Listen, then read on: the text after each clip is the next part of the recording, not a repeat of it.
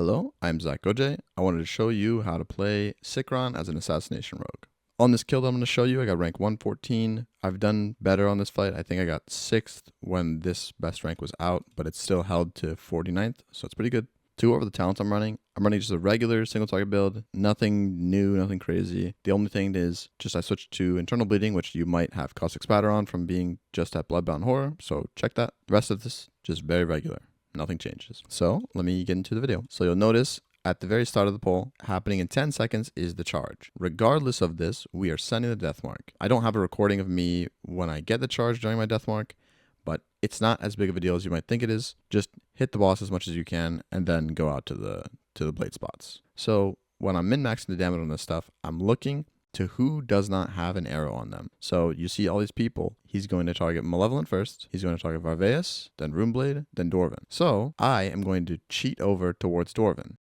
So you'll see I played right here next to Dwarven, and then I'm ready as soon as the boss gets to me. And so I wasn't in the way of any charges. I didn't get hit by anything, and I was right there ready to keep my uptime. That's pretty much the fight, if I'm being honest. It's nothing crazy. There are some defensive things that I'll show you. So I do get targeted by this charge here. So I take it out to the appropriate spot.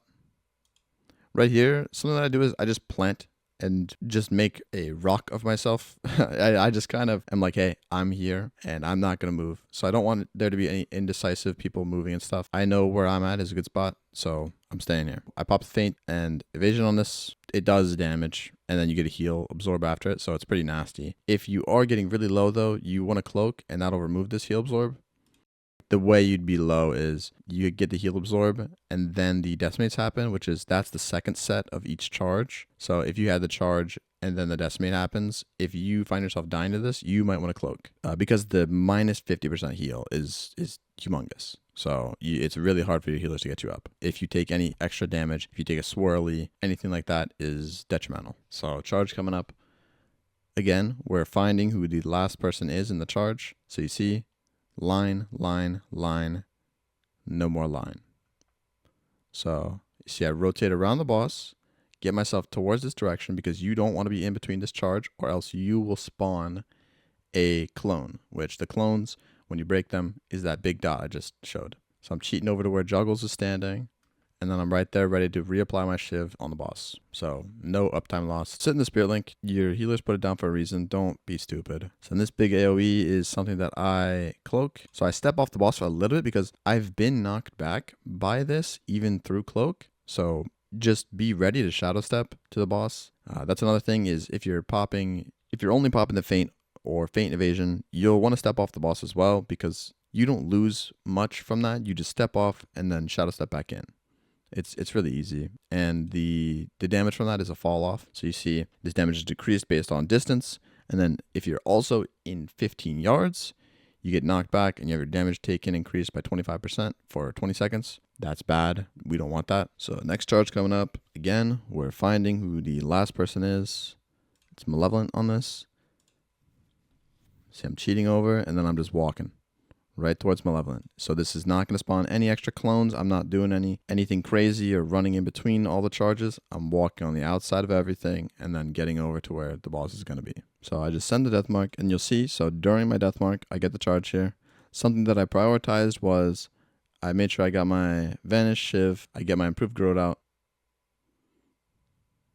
and then I'm just able to step off the boss. So, I mean, I lose damage.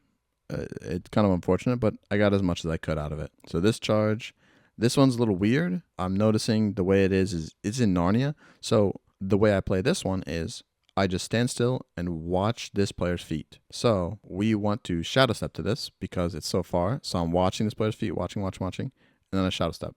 So I'm really safe there. Didn't watch my own feet right there. That's how I play that one. So here's the AoE that I was talking about. So here's the AoE coming up where I'm not going to have my cloak up for.